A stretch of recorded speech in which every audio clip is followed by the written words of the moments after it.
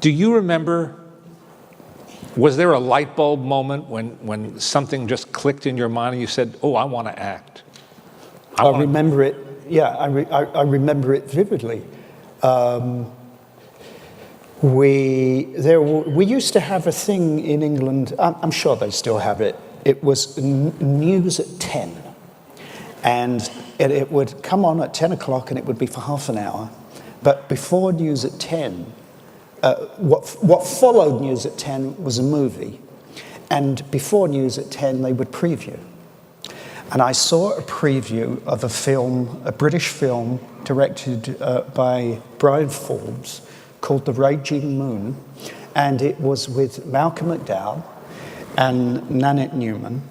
And I remember watching the preview, and I remember it specifically saying to my mother, we have to watch this when it comes on after the news. It looks fantastic. And I was, what, 13?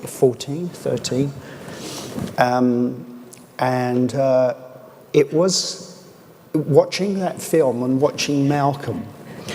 And there was something about, he had that delicious cocktail of menace and vulnerability. It was dangerous, and yet it was dangerous, and it broke your heart. And he had these those big blue eyes that were like huge, great big blues. And I remember watching that, and it was like the lights got brighter in the room.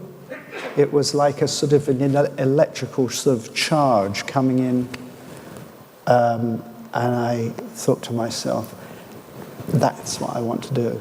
I want to do that, and I want to be like Malcolm. So much so, actually, that I used to practice that crooked smile in the mirror. Yeah. And how soon did you get to pursue that? How early on after that moment? Yeah. Well, I went to school. I knew enough that there was a drama school. There was a process that you could go through, which was drama school, and it meant I'd have to read some plays and go and see some theatre, because I was very much a cinema kid. You know, the first movie I saw on the screen, my sister took me to A Hard Day's Night. Yeah. Not a bad start. It was a very good start. And what I used to do, my sisters, my eldest sister is 12 years older than me. So she was at that time, I was 4 or 5, and then she was into the Beatles. So she bought the album. The album came out obviously before the movie. And what I would do is I would take the singles, the 45s. I know there's people here who won't even know what I'm talking about. Yes.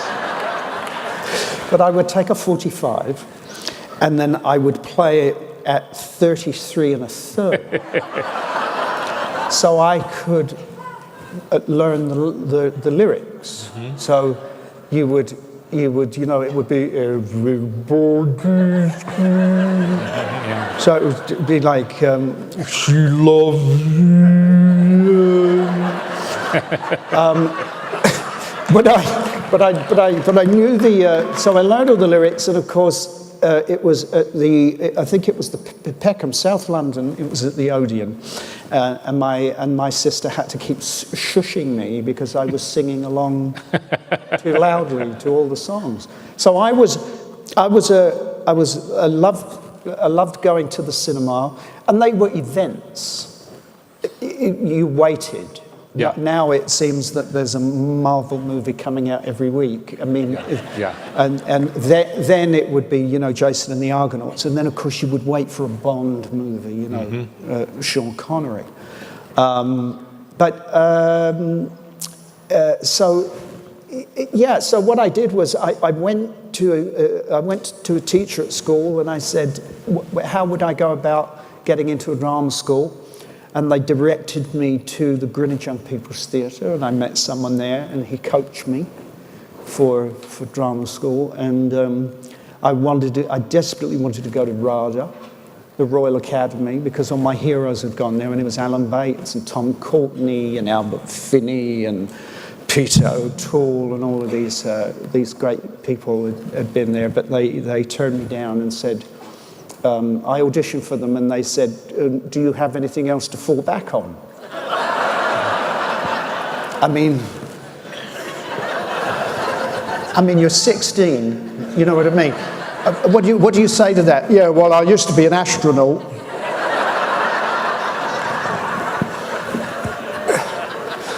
So I said, well, no, it's my dream to be an actor. I want to be like Malcolm McDowell. And they said, oh, think about something else to do for a living, Dad.